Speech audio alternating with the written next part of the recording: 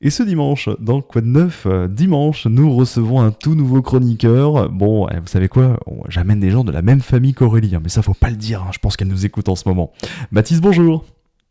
Bonjour Guillaume, comment ça va? Bah écoute, ça va super, merci. Alors toi, aujourd'hui, ta chronique, ça va surtout être le cas de débunker les refs.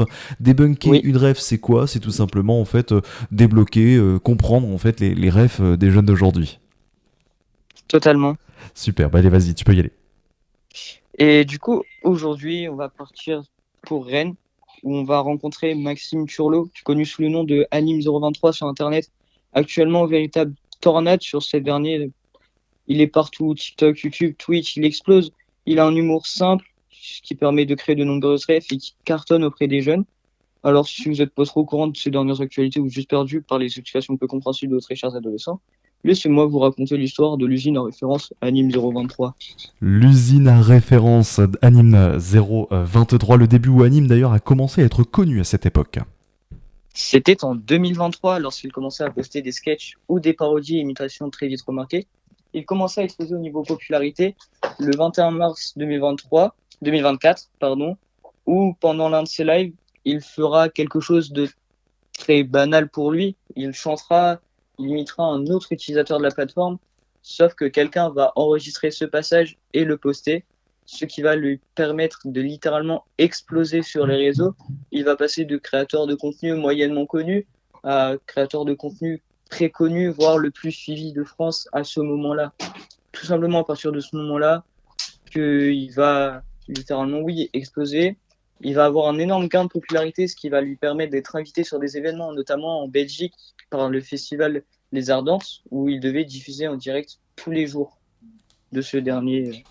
Et d'ailleurs, Anime d'ailleurs qui avait mis le feu aux ardentes, hein, d'ailleurs sur scène, hein. Tu te rappelles, c'était avec qui Et oui, oui, c'était avec Théodore, Ah, car Anime a sorti un titre du nom de Shambhala, qui est très populaire auprès des jeunes à ce moment-là. Et Théodore avait fait la surprise de l'inviter pour chanter sur scène directement. et donc ces apparitions ne sont que le carton en fait qui reflète sur Internet, quoi. Totalement, totalement. Vas-y, je te laisse continuer.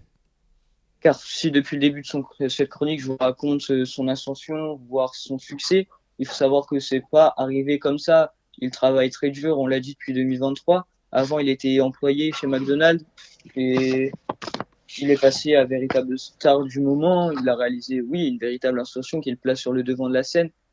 Et oui, expression que l'on peut prendre littéralement au sens propre avec cette apparition aux Ardentes et son single qui est disque d'or actuellement, qui est disque d'or.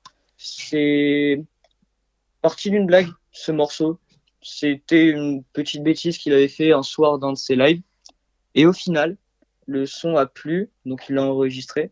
Ce gain de popularité, ça lui a permis d'être invité sur d'autres événements, notamment un tournage de vidéo du youtubeur Inoxtag, mais aussi récemment le Grand Prix Explorer, une course de Formule 4 organisée par le créateur de contenu Squeezie.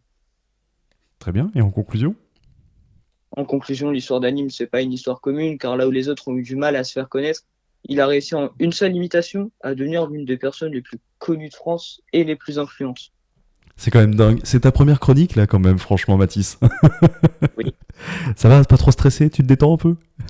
Ouais, je me détends, mais encore stressé. Bon, c'est normal en tout cas. Merci beaucoup en tout cas, Mathis. On te retrouve tous les 15 jours donc pour la chronique Debunk Taref, une chronique pardon, que vous pouvez retrouver en podcast sur happinessradio.fr. Merci encore, Mathis. De rien.